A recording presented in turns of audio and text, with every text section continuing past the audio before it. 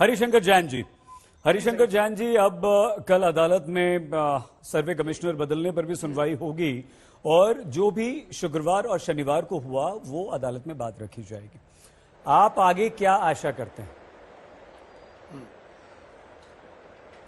मैं जरा विषयांतर करते हुए आपकी इजाजत चाहता हूं। विषयांतर मत कीजिए ना सर, विषय पर रहें क्योंकि अब तो हम समाप्ति की तरफ बढ़ रहे हैं। थोड़ा सा ठीक है, मुझे एक मिनट समय दीजिए। जी, एक मिनट जी। बड़े फख्र के साथ कह रहे थे कि इस्लाम में कहीं नहीं लिखा है कि मंदिर तोड़कर मस्जिद बनाई जाए। हम भी कहते नहीं लिखा है। अगर जहां साबित हो जाए कि मंदिर तोड़कर मस्जिद बनाई गई है तो आपको उसमें हट जाना चाहिए, खुद हट जाना चाहिए। एक बात, ताजमहल की बात आई, ताजमहल पर सूट मैंने 2015 में अयोध्या में साबित नहीं हुआ। मत बोलिए कलीम जी, प्लीज। कलीम जी नहीं, गलत बात। कलीम जी नहीं नहीं नहीं, बोलिए बोलिए। जैन साहब बात पूरी कीजिए प्लीज। देखिए, दो लोग लड़ने से अच्छा है कि बात सुन ले, दोबारा आपके पास मौका। तेजो महल है और ये राजा परमानी देव ने बिल्डिंग बनवाया था 1156 में और उसके सबूत है। और ये शाहजहां ने लिया था, ये बनी नहीं है, शाहजहां बनवाया नहीं था।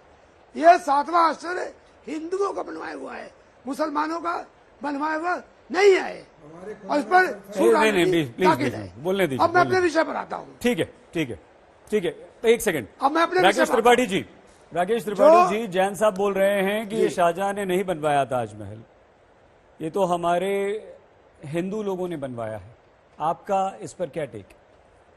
नहीं, मैं मानता हूं कि अगर किसी विषय पर कोई बात रखी है तो साक्ष्यों की कसौटी पर कसा जाना चाहिए। अगर किसी के पास कोई तथ्य है, कोई तर्क है, कोई साक्ष्य है तो उनका परीक्षण किया जाना चाहिए। भारत में तो वैसे भी शास्त्रार्थ की लंबी परंपरा रही है। यहाँ हर विषय पर हमने शास्त्रार्थ किए हैं, हमने तर्क किए हैं। तर्क पे आपस में जब शास्त्रार्थ होता है, साक्ष्य रखे जाएंगे तो विषय निकल करके सामने आएंगे। इस पे अगर कुछ साक्ष्य तथ्य रखे जाने की बात की जा रही है तो ये शास्त्रार्थ से पीछे क्यों हटना चाहते हैं? क्यों विमर्श नहीं होने देना चाहते हैं? विमर्श तो अच्छा है ना। ठीक है राकेश भाई, थोड़ा जल्दी एक सेकंड आ रहे हैं खान साहब। जैन साहब, साक्ष्य क्या है? अगर आप जल्दी से बता दें तो एक रिएक्शन हम 6 मेहमान से लेना चाहेंगे अंत में। हामिद लाहौरी की किताब अवेलेबल है, पेज 402, पेज 403 पर लिखा हुआ है कि शाहजहां ने राजा जय सिंह से ये माल लिया था और इसके बदले उनको जमीन दिया था। अभी शिव मंदिर है, अगर नीचे खुल जाएगा तो राज खुल जाएगा।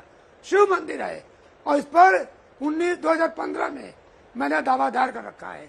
आज सिविल कोर्ट में पेंडिंग है और उसमें ठीक है सर, आ गया है, सबूत आ गया है। ठीक है जैन सर, भाटी साहब आप तो और कागजी सबूत। ठीक है सर, एक रिएक्शन अंत में हम सभी का लेकर समाप्त कर रहे हैं।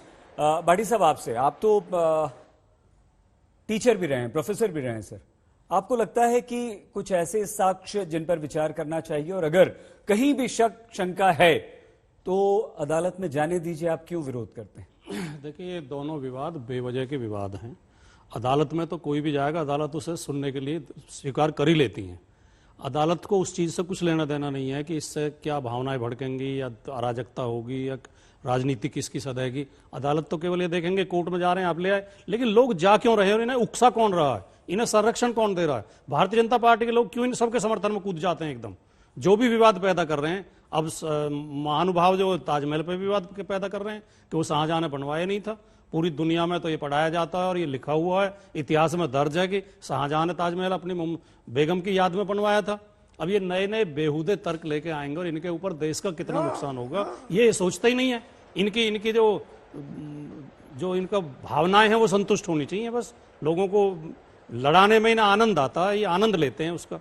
तो ये जो देश को इस दिशा में लेके जाना चाहते हैं, खासतौर से भारतीय जनता पार्टी को ये सोचना पड़ेगा कि आप विवादों को समाप्त कीजिए।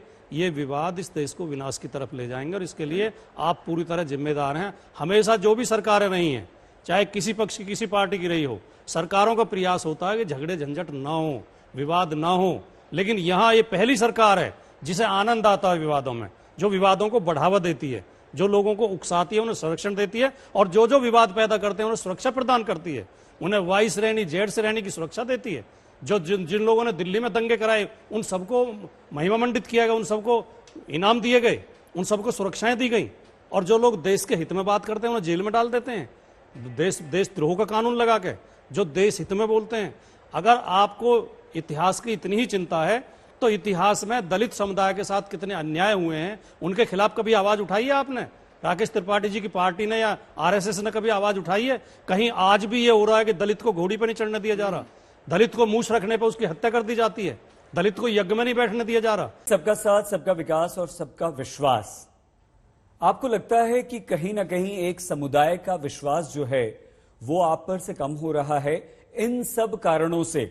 और क्या ये सरकार का दायित्व, राकेश जी, नहीं है कि यदि ऐसा कोई विवाद होता भी है तो उसमें सरकार आए, दोनों पक्षों को बिठाए और समझाए, और जो भी अगर निर्णय होता है तो कर दे, वरना अदालतें तो है ही।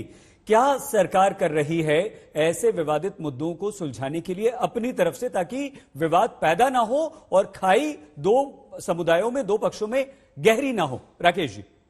देखिए सही जी, बहुत लंबे समय तक भारतीय जनता पार्टी के खिलाफ एक प्रोपेगेंडा पॉलिटिक्स विपक्ष के नेताओं के द्वारा हमेशा की जाती रही है कि भारतीय जनता पार्टी हिंदुओं की पक्षधर है और मुसलमानों की विरोधी है। ये लगातार प्रयास करते रहे। ऐसे में अगर भारतीय जनता पार्टी अगर किसी प्रकार का कोई प्रयास इस संदर्भ में करती है तो ये इनके लिए तो चीखने चिल्लाने का और अवसर उपलब्ध हो जाएगा। आप कल्पना करिए कि यहां मामला कोर्ट में है, कोर्ट का आदेश हो रहा है, ये कह रहे भाजपा करवा रही है, यानी कोर्ट को भाजपा नियंत्रित कर रही है। ये किस प्रकार के आरोप लगा रहे हैं? क्या भारत के संविधान में इनका विश्वास नहीं बचा है? क्या भारत की न्याय व्यवस्था में इनका विश्वास नहीं बचा है? ऐसे लोग, भारत के संविधान पर भरोसा नहीं करने वाले लोग इस प्रकार की बातें करते हैं। मैं मानता हूं कि साक्ष्य सबको रखने का अवसर मिलना चाहिए, सबको अपनी बात कहने का अवसर मिलना चाहिए, युक्तियुक्त अवसर मिलना। किसी को अवसर न मिले ऐसी स्थिति नहीं उत्पन्न होगी। सरकार की जिम्मेदारी है कि वो संवैधानिक तंत्र में कोई भी कोर्ट अगर फैसला करती है तो उस कोर्ट के फैसले की अनुपालना सुनिश्चित कराए। हर व्यक्ति को अधिकार है वो कोर्ट के सामने जाके अनुतोष मांग सकता है। बिल्कुल ठीक है राकेश जी। लेकिन हमारा प्रश्न ये भी था राकेश जी कि अगर इस तरह के संवेदनशील मुद्दे उठते हैं तो क्या सरकार का ये दायित्व नहीं है कि वो उनका समाधान अवश्य करवाए? अगर अदालतों के पास जाना है तो जरूर जाए, लोकतंत्र की यही खूबी है हमारी। लेकिन क्या सरकार का दायित्व नहीं है कि विवाद बढ़ने से रोके? अंत में 30-30 सेकंड आप सभी के पास। हरिशंकर जैन जी, 30 सेकंड में आप अपनी बात क्या कहना चाहेंगे? कार्यक्रम खत्म करना है सर। देखिए, बहुत स्पष्ट कहना चाहता हूं कि कोर्ट में जाने का अधिकार संवैधानिक अधिकार है जी। कोर्ट में जाने से का आप विरोध नहीं कर सकते। अगर विरोध करते हैं तो संविधान की मूल भावना पर आप आघात करते हैं। अगर रही सम्मान की बात, तो देश की जो संसद है उसका सम्मान आपने किया था जब सीए के लिए पूरा आपने आंदोलन कर दिया था। सबको मालूम है। क्या संसद के पारित कानून का आपको सम्मान नहीं करना चाहिए था? उसमें ठीक है मुसलमानों का सर 30 सेकंड हो गए, बात हो गई आपकी पूरी। डॉक्टर रजनीश, आपने आरटीआई जरूर डाल दी, लेकिन क्या कभी आपने सोचा कि इससे विवाद हो जाएगा, इससे दो समुदायों में खाई बढ़ जाएगी, पड़ जाएगी, दोनों आमने सामने आ जाएंगे? नहीं, इन्हीं चीजों से बचने के लिए कि दो संप्रदायों के बीच में विवाद ना हो, एक जो खाई बन रही है वो खाई बने ना, इसलिए माननीय न्यायालय इसमें हस्तक्षेप करके इस खाई जो बन रही है इसको दूर कर दे। मैंने इसीलिए इसको फाइल किया है। ठीक है।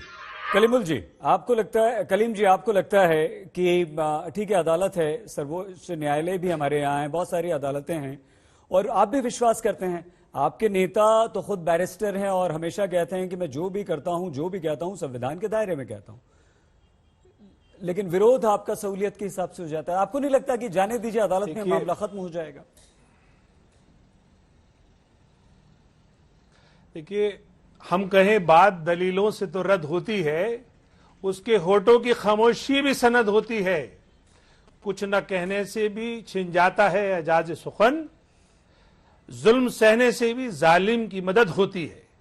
तो ये जो जुल्म और ये जो ऐलान जंग भारतीय जनता पार्टी ने मुसलमानों के खिलाफ कर रखा है, पहले हिजाब, फिर हलाल मीट, फिर लाउड स्पीकर, फिर अजान, अब काशी, अब अभी मथुरा का भी अभी आने वाला है, उसके बाद ताजमहल, ये आखिर कहां तक ले जाएंगे? इनको इस बात का ख्याल होना चाहिए, ये लोकतंत्र हिंदुस्तान का तभी हेल्दी रहेगा जब यहाँ की माइनॉरिटी सेफ फील करेगी।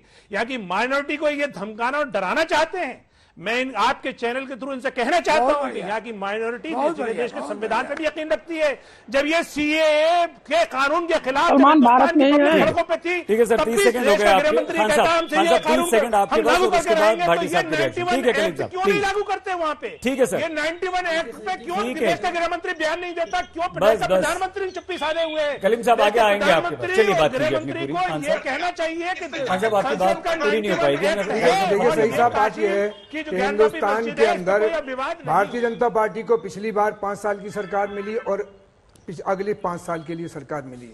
इनको ये चाहिए था कि इस देश के 30 करोड़ लोगों को, ये रोजगार के नाम पर आए थे कि हम रोजगार 2 करोड़ देंगे, 18 करोड़ 8 साल हो गए, 18 करोड़ लोगों को इन्होंने रोजगार नहीं भाटी दिया। साहब, आपसे समाप्त करेंगे। मैं 30 राकेश भाई, सेकंड- आपको समय मिल चुका था, क्षमा चाहता हूँ। 30 समाप्त यहाँ से सेकंड में करें। केवल भाई राकेश त्रिपाठी और इनकी पार्टी से अपील करना चाहता हूं कि हिंदू और मुस्लिम के एहसासात को मत छेड़िए, अपनी कुर्सी के लिए जज्बात को मत छेड़िए। हम में कोई हूण, कोई शक, कोई मंगोल है, दफन है जो बात, अब उस बात को मत छेड़िए। गलतियां बाबर की थी, जुम्मन का घर फिर क्यों जले। दोस्त मेरे मजहबी नगमात को मत छेड़िए, छेड़िए एक जंग मिलजुल कर गरीबी के खिलाफ।